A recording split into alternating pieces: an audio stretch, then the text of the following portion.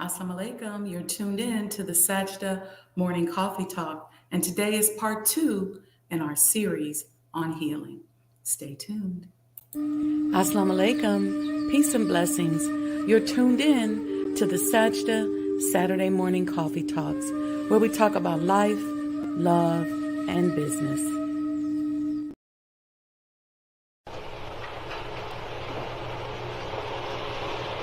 O Allah, guide me among those whom Thou hast guided aright, and preserve me among those whom Thou hast preserved, and befriend me among those whom Thou hast befriended. Bless me in whatsoever Thou dost grant me, and deliver me from the evil of what Thou hast judged. Surely Thou judgest, and none can judge against Thee. And he whom Thou befriendest is not disgraced.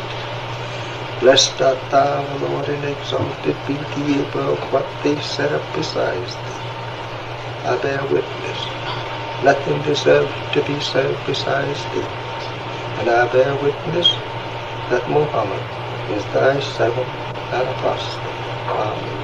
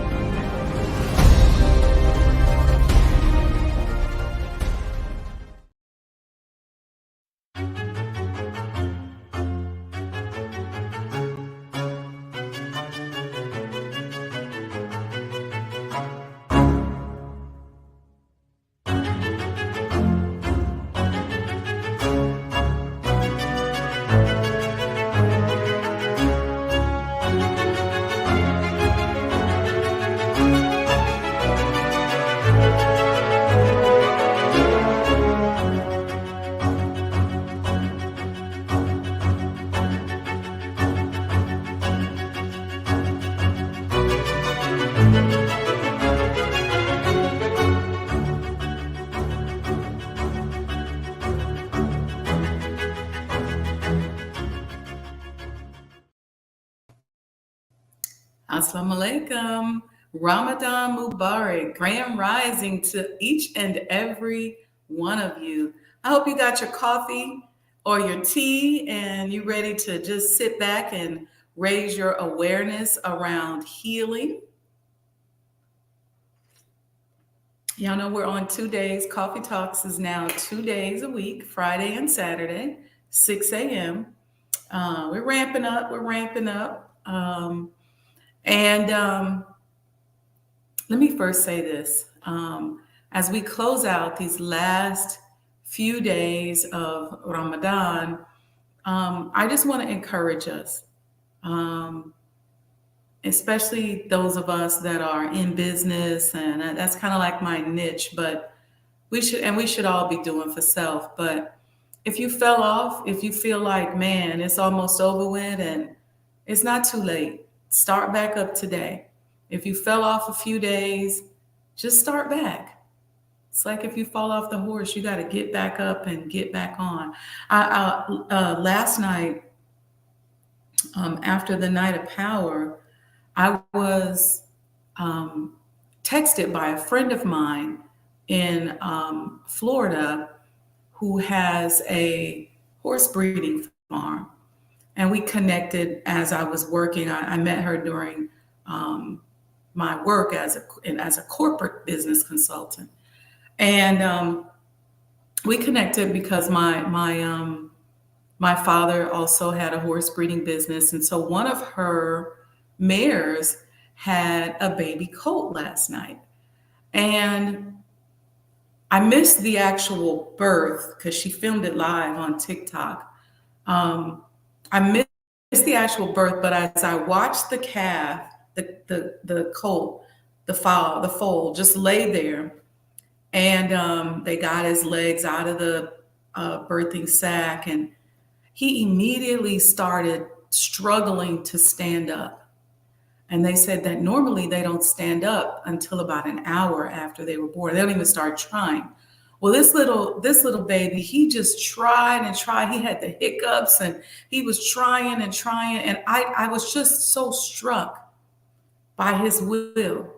He would stand up and fall down and stand up and fall down. And finally, after about maybe 45 minutes, he stood up and he was able to stand up for about 2 minutes, and then he fell down again, but he just kept trying. He was exhausted and he kept trying. And that I just felt like that was a sign for us. Those of us who are out here trying to do Ramadan, maybe we fell off, look, jump back on. I've been really, really blessed this year that every day has been amazing.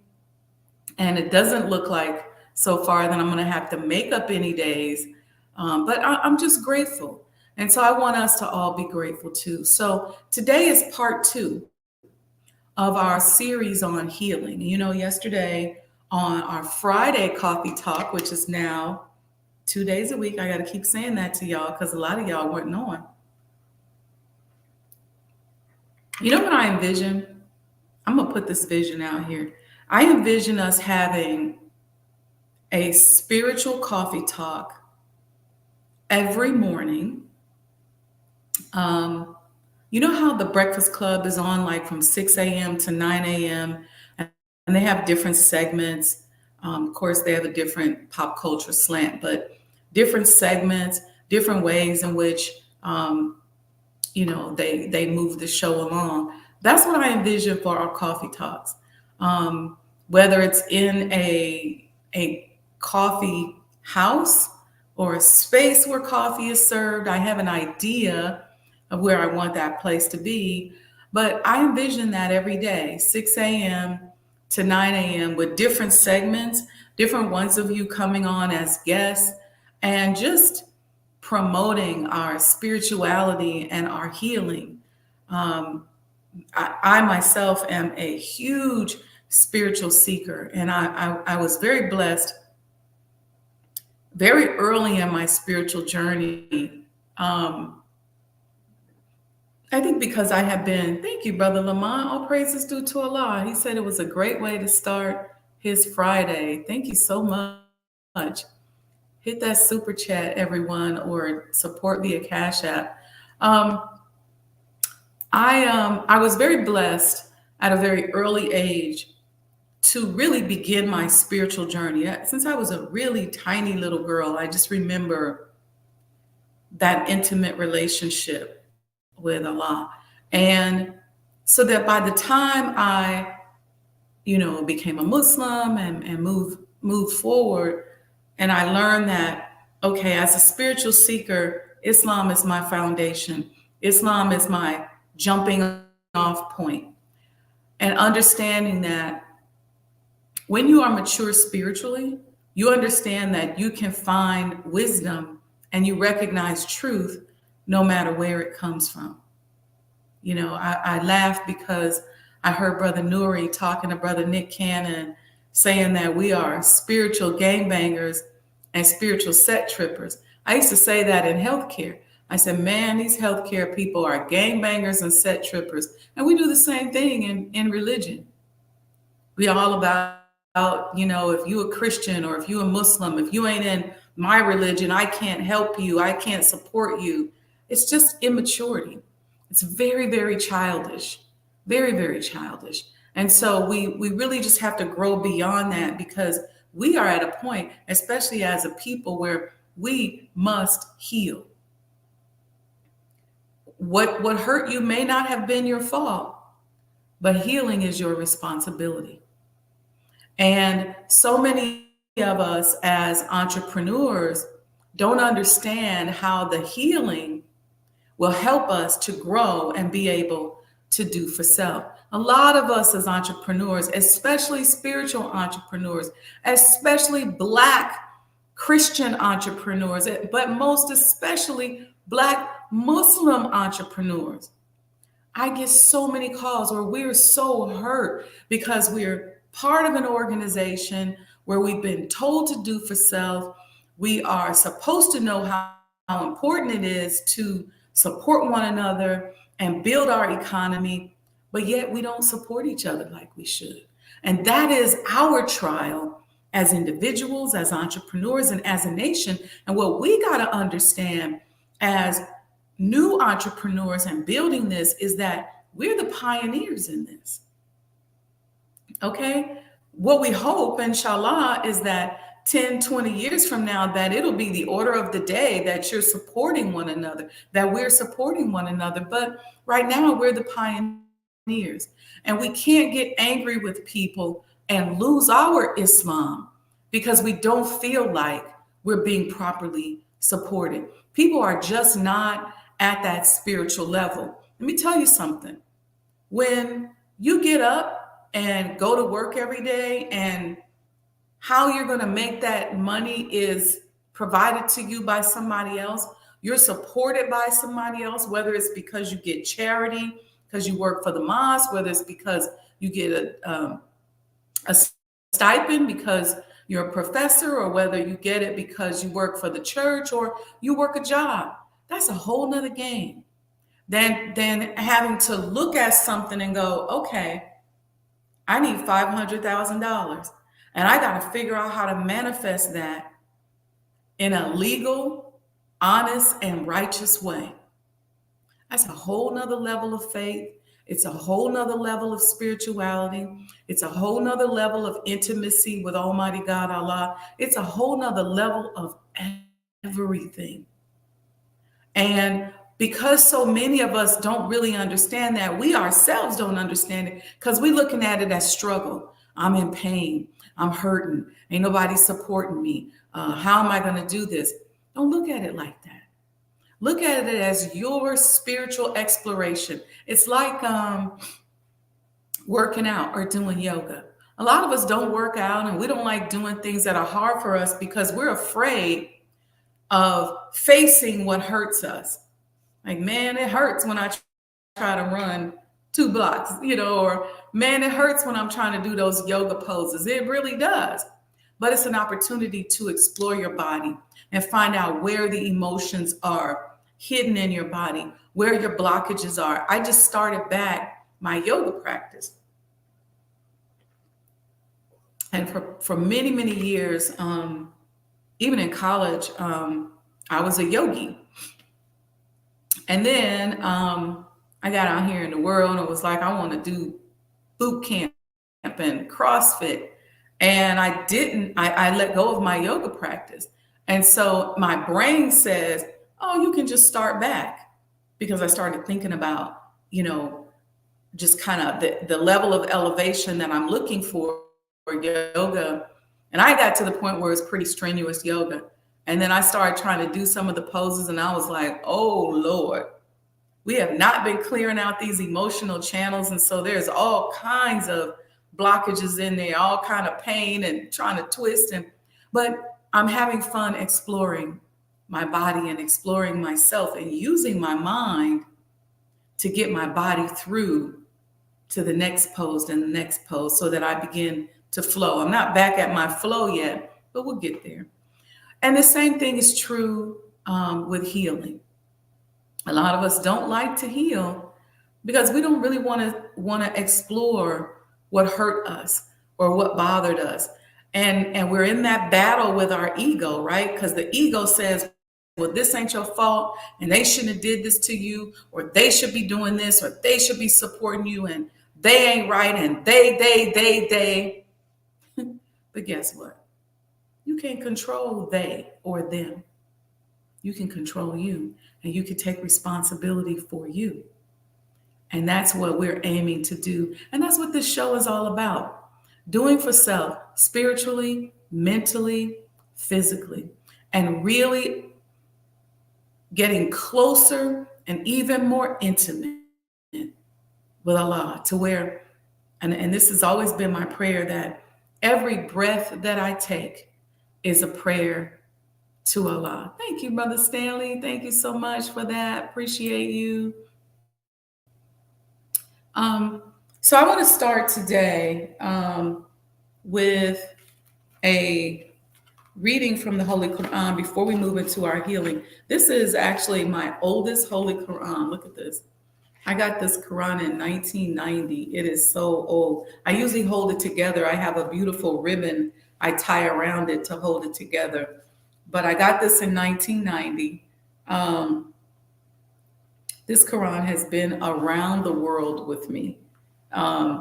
So even when y'all didn't see me and this Quran was together, and I was nursing from this. And so this is why it looks like this, because it ain't just been sitting up somewhere. And I have stuck in here a letter that I had gotten from the Honorable Minister Louis Farrakhan.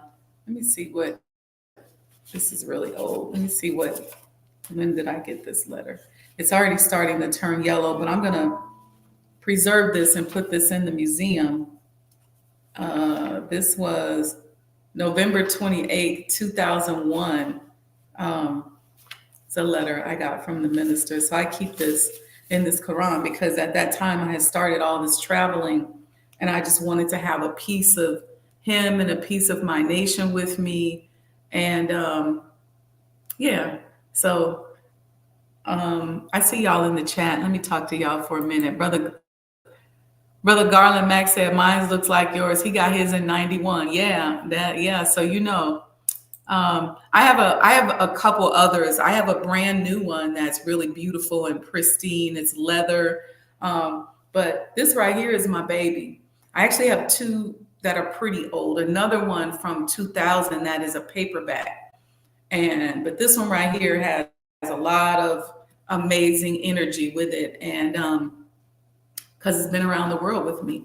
So, okay. So Brother Stanley, thank you so much. Sister Betty says, absolutely.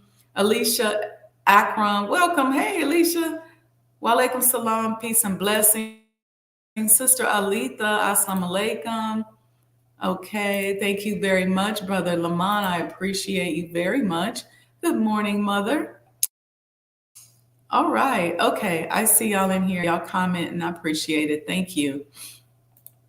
All right. So I want to start. Okay.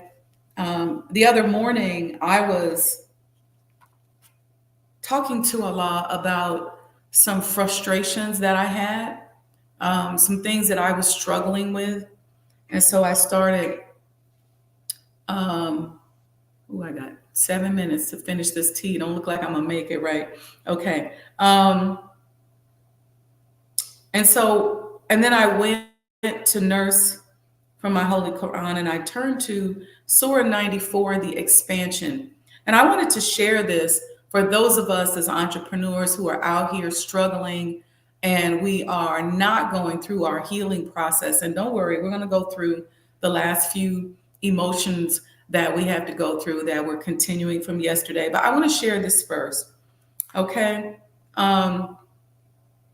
In the name of Allah, the Beneficent, the Merciful. Now, remind you, this is me having a real session, emotional session about frustration and stuckness, is what I was talking to Allah about. And this is what I believe He said back to me. In the name of Allah, the Beneficent, the Merciful, have we not expanded for thee thy breast? See, I take that as Allah, like He telling me off now, like you up here fussing and hollering and crying. Have we not expanded for thee thy breast and removed from thee thy burden? In other words, He's telling me, look, we already expanded your breast and we already removed from you the burden. He said, and removed from thee thy burden which weighed down thy back. This was so intimate for me because I told you I've been doing yoga and I was discovering all this tension in my upper back and some tightness with some of my shoulder poses. And He said again, have we not expanded for thee thy breast and removed from thee thy burden which weighed down thy back and exalted for thee thy mention? Then it goes on to say, surely with difficulty is ease. With difficulty is surely ease. So when thou art free from anxiety, so like when you get up from your pity party and realize that we've already blessed you, work hard and make thy Lord thy exclusive object. And I said, okay. What are my instructions? What are the conditions of my reward? What are the conditions of our reward in our expanded breast? Work hard. Make thy Lord thy exclusive object. And then I remembered the Honorable Minister Louis Farrakhan looking at me as he stood inside of the Honorable Elijah Muhammad House, and this is before we started any construction. And he said, you're going to receive a great reward.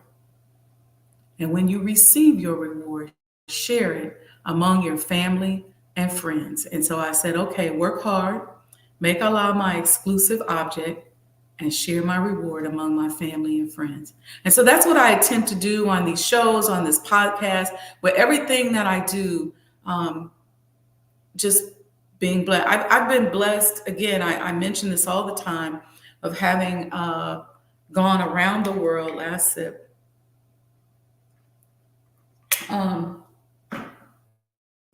Put that out the way so I'm not tempted to grab it. To not just go around the world, just moving around, traveling, just going sightseeing, but actually to go there and work. Sister Dawn said that's her favorite surah. So let's go into our healing, okay? Like I said, whatever happened to you may not have been your fault, but your responsibility, or our responsibility, is to heal. Now, yesterday, remember, Coffee Talks is now on 2 days a week. I want you guys to work with me on my visual. I just explained to you. And yesterday we covered fear, bitterness, resentment, discomfort, and anger. And you'll be able to go back. You can go right. Y'all know how to do it. Go on YouTube and check out that past episode. Make sure you like and subscribe and hit the notification button. Hit that super chat while you're at it. If you're enjoying this content, if you appreciate it, give a gift. Because my goal is to not have to charge for the daily coffee talk that I'm working on. Some people are saying, well, why don't you just do it? Well, because it costs money to do it. The platform's not free. And so I rely for this on your gifts and what comes out of my pocket with it. And so we'll be moving into a phase. We'll do some sponsorships and things like that. But in the meanwhile, if you get anything out of this, just give a gift. All right, so let's go with the first one. We're going to do today disappointment, guilt, shame, regret, anxiety, and sadness. And I talked to you all about how, as a part of my healing journey, I became a certified emotional intelligence coach. And what I began to learn was how to use my emotions as a compass, how to recognize what I'm feeling. And part of being emotional intelligence, you recognize it in other people. So you can see when somebody's triggered, when their ego gets triggered and they get insecure and they go, oh, or they get a little jealous, but they figure out what to do with it. Or you start to see it. Well, the main thing is to see it in yourself. All right. So we're taking these emotions and we're using them so that we understand what those emotions are here to teach us. So the first one, when we feel disappointment. I remember the minister saying to me during this process of the making of Sajdah House, right? He said, I'm just praying for you that you don't get disappointment.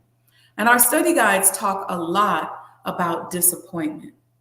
What is disappointment trying to tell you?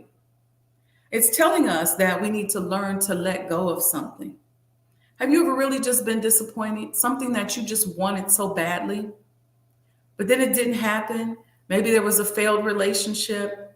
Maybe it's your child that's not doing what you feel like they should do. Maybe it's like some of us talked about at the beginning of the show. As entrepreneurs, we're disappointed because we've been told to do for self and we doing for self and we feel like nobody's supporting us. And so we get disappointed. And then we go, I don't even want to be a Muslim no more. I don't even want to pray no more. You can't do that. Your disappointment is telling you that you need to let go of something. And it's up to you to explore and decide. And your mind, your spirit will tell you what you need to let go of. Maybe you need to let go of the conditions. Maybe you need to let go of the time. Maybe you need to let go of owning the situation. That's a big one. Because a lot of times when we're in relationships and we're in situations, we create in our head how we believe this relationship should look.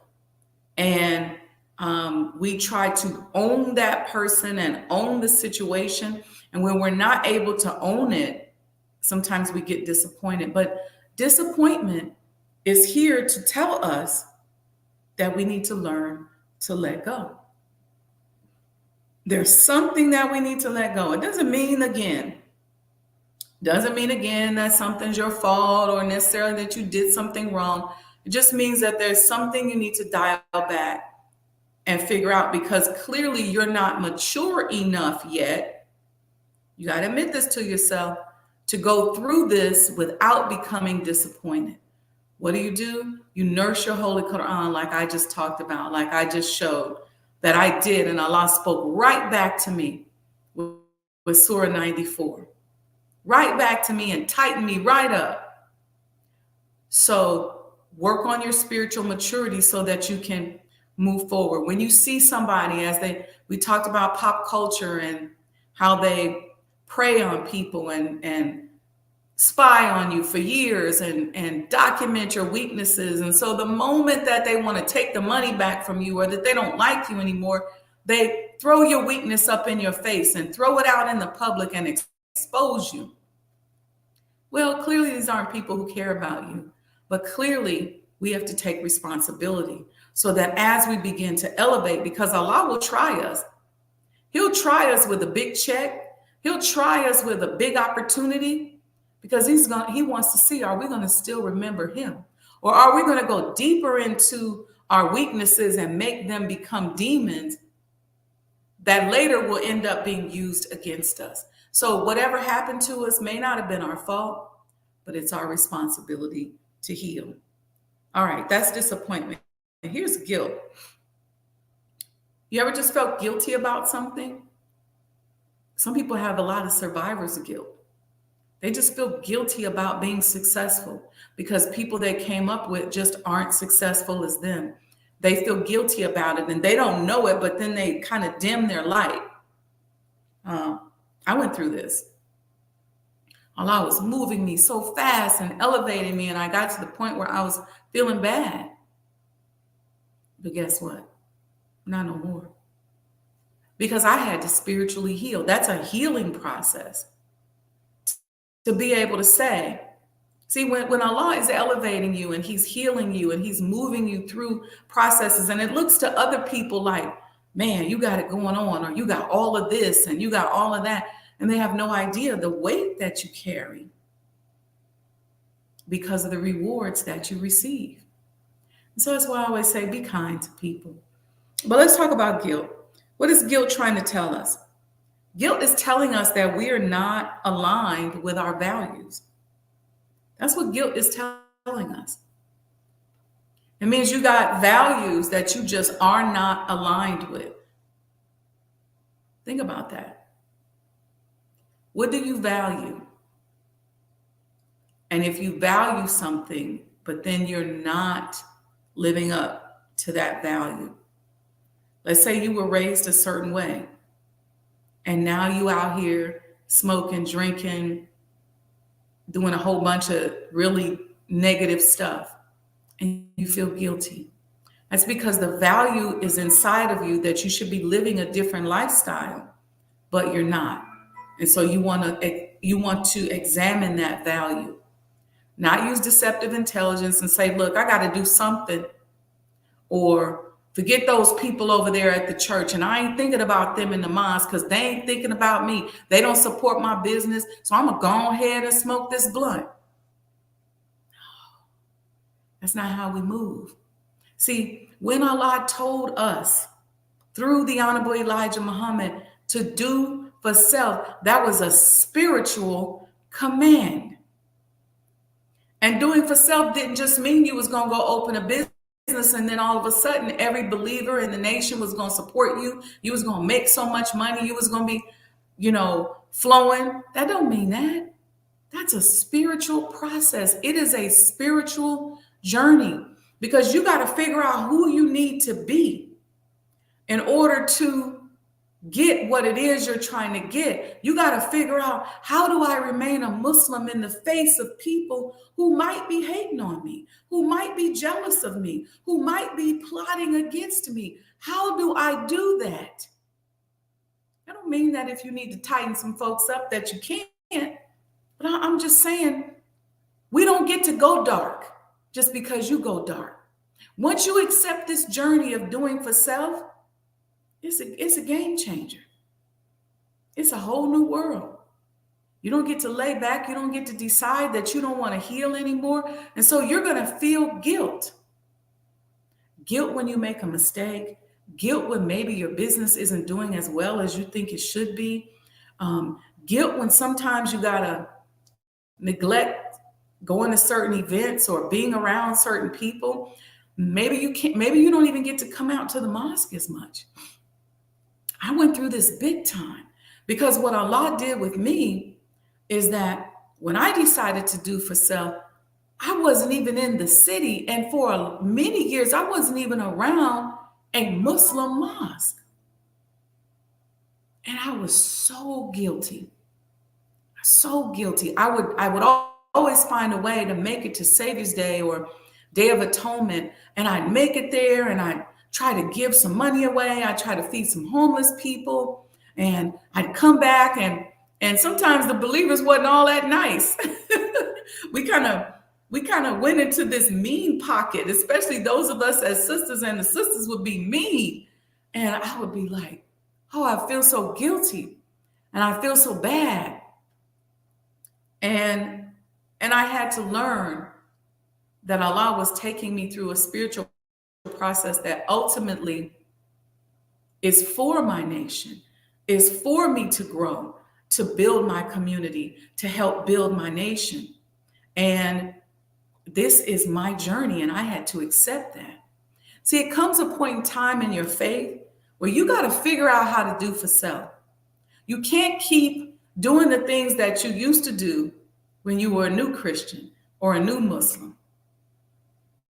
Because guess what's going to happen? that person that Allah is working on and elevating, they're going to come back around and remind you of what you're not doing. And then you're going to be stuck guarding against being envious and jealous. So because we have a new and budding nation, we got to figure out, how do we find out who we are and how do we serve? Whether you come up with a beautiful prayer line like Sister Nisa Islam, that's not the only thing she do. She's a phenomenal sister. But look at her contribution to our nation, to Islam, and to the establishment of Islam. Well, I can't even say she came up with it. I'm sure Allah divinely inspired her. Just like he divinely inspired me to rebuild his messenger's home. It's a way. He divinely inspired me to create the mind of an entrepreneur in these podcasts, to be able to translate the world of business and reconcile it with Islam and help us figure out how to do for self and give us tools and strategies that are going to help us. But there's a big guilt that comes with that. You can't employ everybody. You can't help anybody. I had a brother this week, and I think he got a little angry with me because he was really being, I felt, a little aggressive about his business. And I happened to have been in a business, and I was at another event, and I'm not going to say his name, but I really have to share this because it actually bothered me. And I'm going to ultimately share it with him. But he's working on a business, and I saw him. I was at an event, and when I was leaving to walk out to my car, he was asking me if he could walk me to my car and talk to me. On my way out to my car, a friend of mine asked me to walk down the street with them because they wanted to show me something. And he followed us down the street, injected himself in the conversation. When my friend took me into the other business that he was opening to show me, the brother was in there and he was talking and he was injecting himself. It wasn't even for him. And then when we left out, he was still following us. And we got back to my car. So my friend walked me to my car. He went back in his business. I got in the car, and the brother said, "Oh, sister, can I sit in your car for a minute?" And I said, "No." And I saw him scoff at me like, I said, "No, you cannot sit in my car. I'll roll down my window." And then he went on to talk about his business. And I want to say to us, we do have to be assertive, and sometimes we see that we need to be a little bit more aggressive, but let's not be rude. Let's not violate our principles of Islam because we get disappointed and frustrated because we feel like we're not getting support. Well, did you build the business for the Muslims, or did you build the business so that you could do for self and serve your community? See, what happens is we forget that we are in the resurrection business. See, back during the establishment of Islam, the Muslims spread their way of life through business. So they just didn't rely on the people from the community and get angry because the people in the community weren't buying their apples and oranges. They were selling their apples and oranges and goods and wares to everyone. I like to make a joke that I spread Islam everywhere I go. I take my energy and my environment with me. I make people fall in love with Allah and take a double take at the Honorable Elijah Muhammad and the Honorable Minister Louis Farrakhan, because they go, "Man, I know I've heard this or that in the media, but you're so nice. You're so beautiful. You were so fair to me." People call me from all walks of life and all races, asking me to help them with their businesses and to do things. And when I'm doing that, what am I doing? I am spreading and demonstrating the way of life as I have been taught. So you got to expand your breast, dear brother. You can't get mad and come curse us out because we are not supporting your businesses, because a lot of us don't have the spiritual maturity yet. A lot of us just don't. Some people don't like your business. Some people don't like you. Some people don't want to support your business, and that is okay. So we gotta grow up. So that's guilt. Let me go through these. Shame. Whenever you feel ashamed, I think about the story about Adam and Eve in the garden and shame. What is shame trying to teach us? And what is shame trying to tell us? Shame is trying to tell us that we need to work on our sense of self-worth. That's a big one right there, because we've had shows where we talked about whether or not we were enough, whether or not we were worthy. Self-worth. How do you feel about yourself? The study guides talks to us about what conversations are we having with ourselves about ourselves. What are you talking about? How do you handle yourself? How do you see yourself? Are you playing yourself small? I tell you guys all the time that I see myself in the antiquity and ancient lineage that I'm a part of. I can see myself as trillions of years old. And so when I get ready to feel, or maybe even do something that is other from myself, or think about something that's other than myself, or even when I have, we're all human. There's no piousness or self-righteousness, not on this show. We're all human. We all got to heal. We all make our mistakes. If you ain't made no mistakes, you ain't human. If you're not working to overcome something, you ain't human. We done all did some stuff, right? But when I begin to see, like, wow, I'm trillions of years old, I can feel the presence of myself trillions of years ago. A lot of times I just meditate to that presence. And I think about all the women and the men that came before me that prayed that the next generation and the next generation and the next generation, and realizing that I'm the answer to somebody's prayers, and that I'm praying for the next generation and the next generation and the next generation. I realize that I have to fortify my self-worth. See, you can sit up in the mosque all day long. You can go every week. You can sit up in church all day long. All day long. But if you're not working on yourself, if you're not healing, if you're not looking to overcome the things that have happened to you, the trauma that has impacted you, then you really can't be a true brother or sister. You can't really support a brother that maybe in this particular case, he was out of line. I can still support him. He was way out of pocket. And I felt it. I felt it in my solar plexus. I really felt inside of me like, this is uncomfortable. This is awkward. Because when I tell you he was walking with us and was on our heels, to where my friend just incorporated him into the conversation so as not to be rude. And I think we both thought, well, okay, he's an FOI. He's just making sure the MGT is good. That's what we thought. But when he really started to inject himself, it became really obvious. And when he told me, hey, can I sit in your car for a minute? And I thought to myself, no. I just look like this, brother. I wasn't born yesterday. There's a gangster back here that's just laying down, making sure Sajdah got everything taken care of. I'm not going to let you just, now you're saying, can I sit in your car for a minute?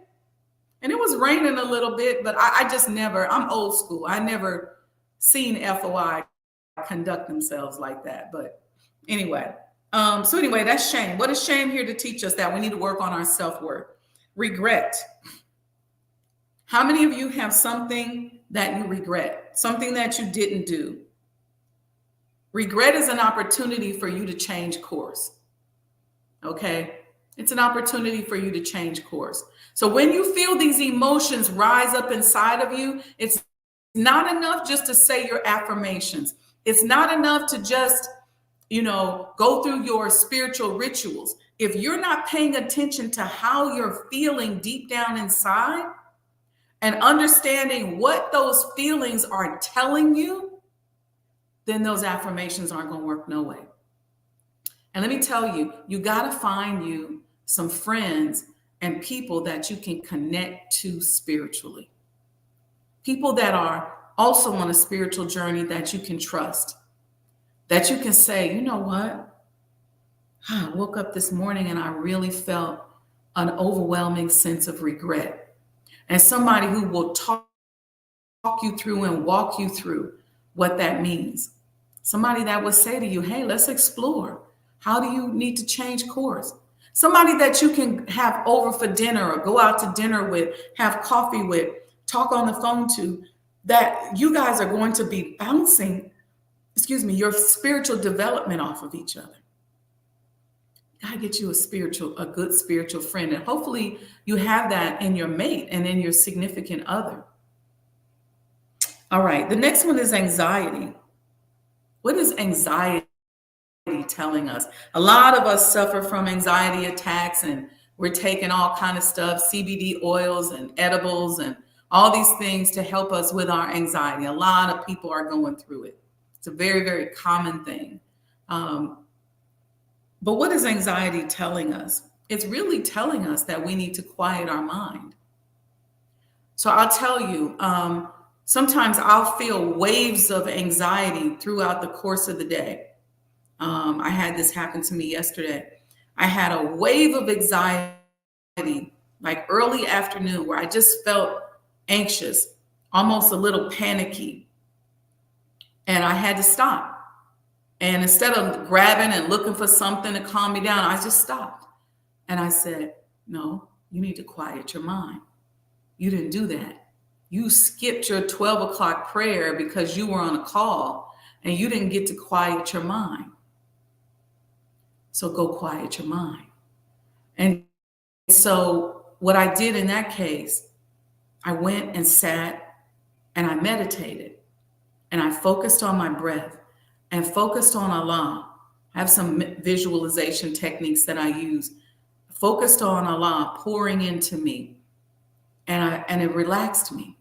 And then I nursed my Holy Quran, and then the anxiety went away, and I was able to then get up and go and do whatever I had to do. Sometimes we feel anxiety and we grab food during the day.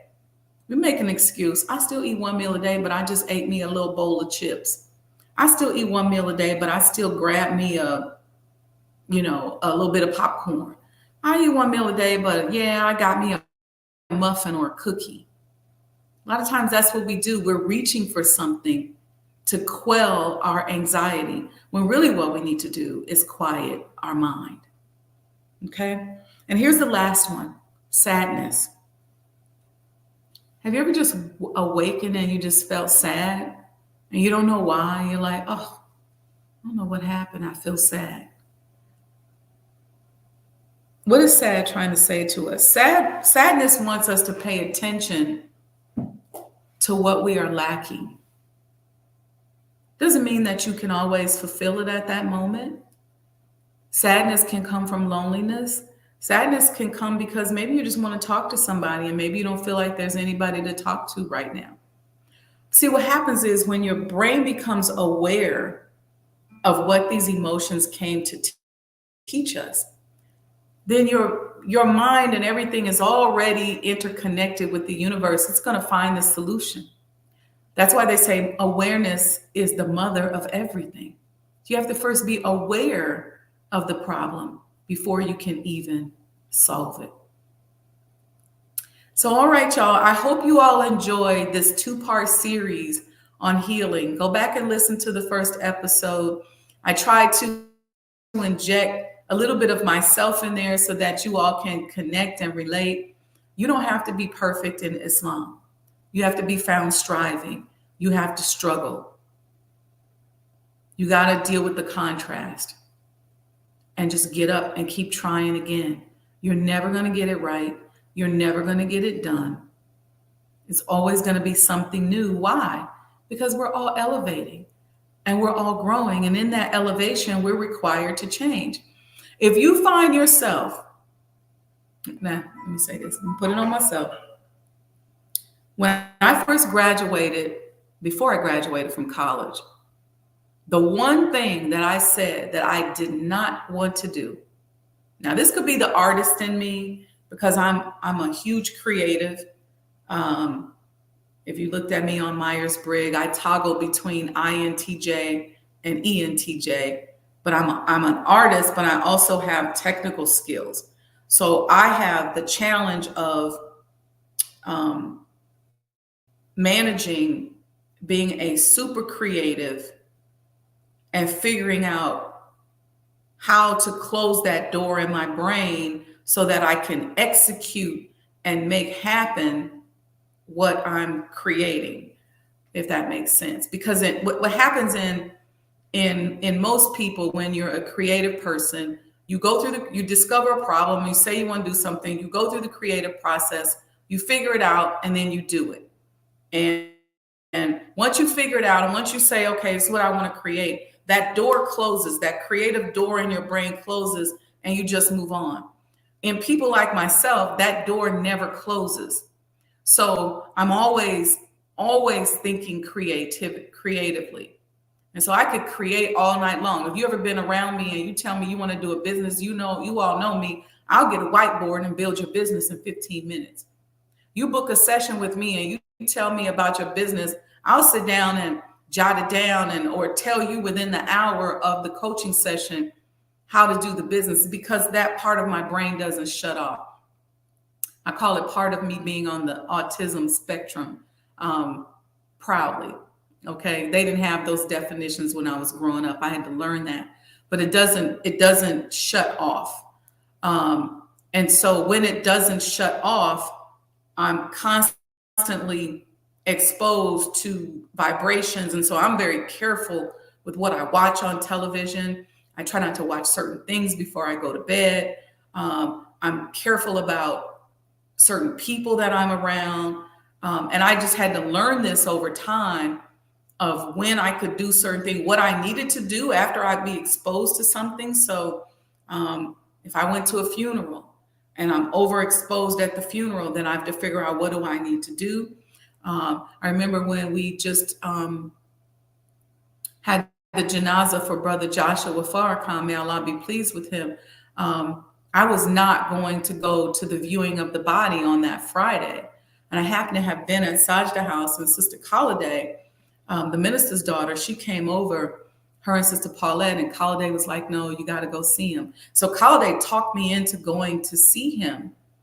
And I was grateful that she did, because I was just worried about what was going to happen to me vibrationally and how to deal with it. And I was already dealing with, on the day that of his viewing of the body, we had a swarm of these blackbirds at Sajdah house. Some of you all, I think I was on the phone with my mom, and they were so loud, and we videotaped them. It was incredible. So I'm dealing with all of that, but then she talked me into it, and I went, and I was grateful because it gave me a sense of peace. And then that Saturday at the janazah, though, it was a bit much for me. And so literally what I had to do was I was going to go to the repast. I literally didn't go to the burial. I came home, changed clothes, took a deep breath, quieted my mind so that I could reset, and then went back and went to the repast. So I just learned little techniques like that I've had to do. Anyway, I went on a tangent. I forgot my original point, but I just wanted to just share with you all that going inside of ourselves and discovering ourselves, this is what I want to get across today, is important. God is so magnificent that there's a piece of him. Each and every one of us is a piece of him. And so just exploring this piece of him can take a lifetime. Exploring a piece of him, figuring out how to make this piece of him manifest so that more and more of him can pour into us. I have a visualization I do when I quiet my mind. I'll tell you all this last thing before we move on, where I quiet my mind and I visualize the three pouring into my head with a pitcher of water. And so I picture Master Fard Muhammad walking up to me and taking the pitcher of water and pouring it into my head.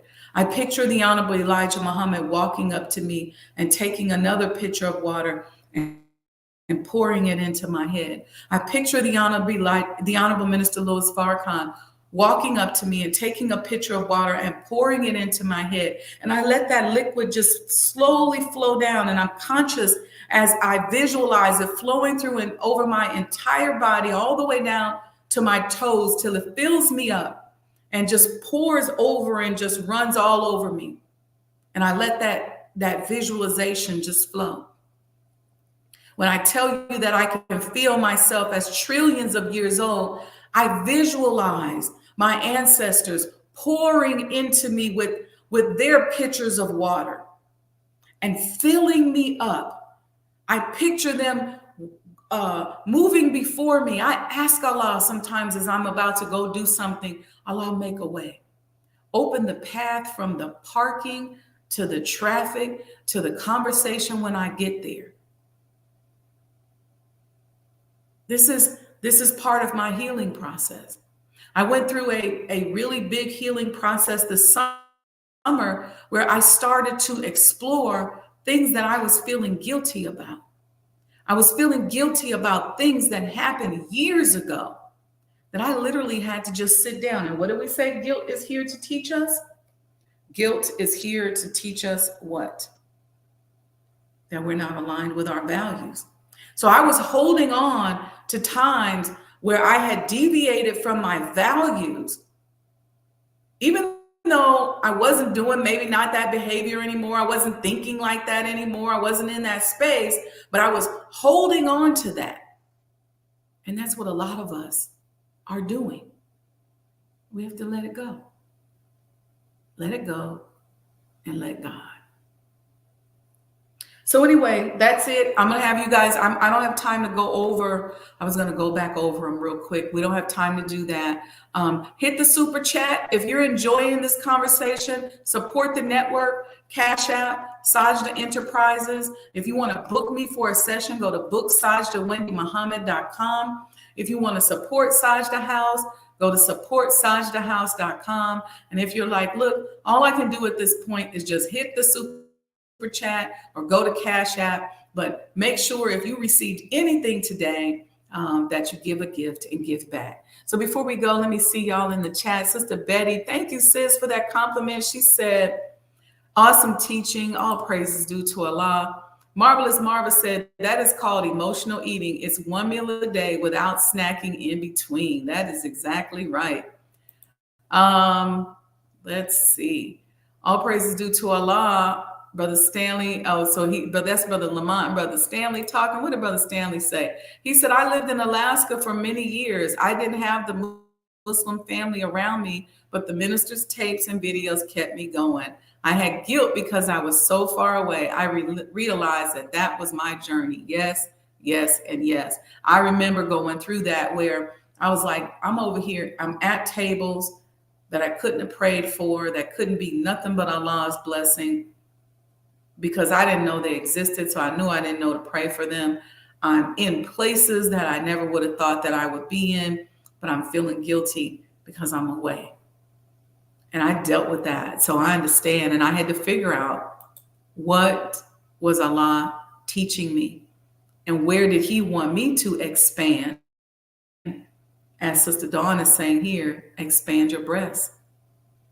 Sandra D is making, she's bearing witness to the trade routes and the mission. That's exactly right. Who else we got in here? Equator 7. Let's see. Peace be unto you, Sajdah, and everyone. Yes, peace to you too, Equator 7. Let's see what else we got. Garland Mack says, mine looks like yours too. We were talking about our Qurans. Okay. All right. Peace and blessings, family. Make sure you support the completion of the Honorable Elijah Muhammad House. I have a really big announcement coming up to you. Okay. So next Thursday, I am not going to be live, but inshallah, I'll tape a show between now and then, because I have a little bit of traveling to do, and you all will see. And then Friday, though, Coffee Talk, Friday morning and Saturday, we'll do it. We're still going to do it. So Coffee Talks Friday and Saturday at 6 a.m. is still going to be live, inshallah. But Thursday's show may very well be a taping. So peace and blessings, family. I love you all. Thank you for accepting the gift of my talk this morning. And I pray that Allah continues to bless each and every one of you with a successful Ramadan. If you've messed up, if you fell off the wagon, just keep going. It's okay. Just get up and get back on. All right. Peace and blessings.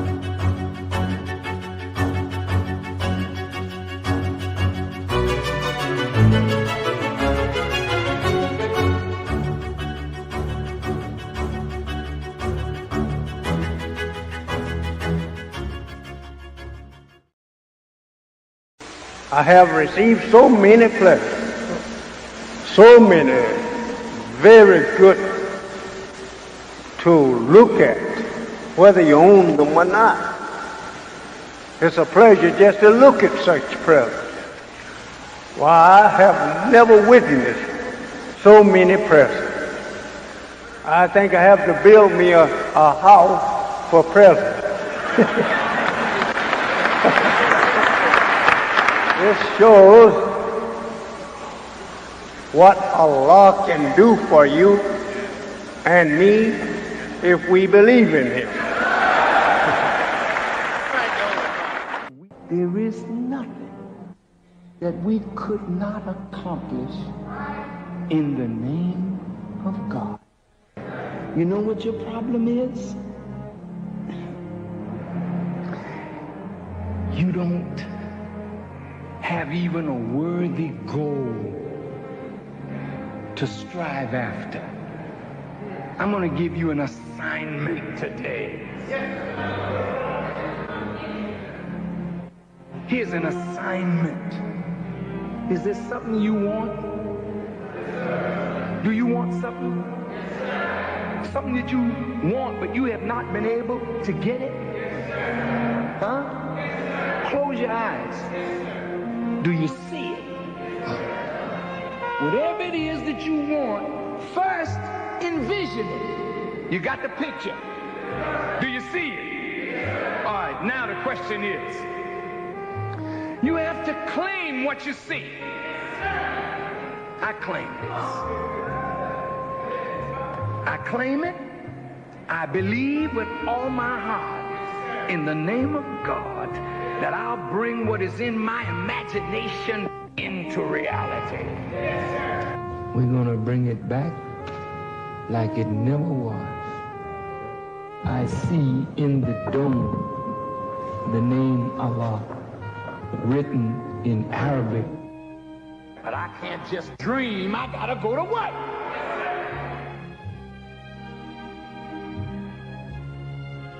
How do you bring it into concrete reality? First, without faith, you can't work the vision.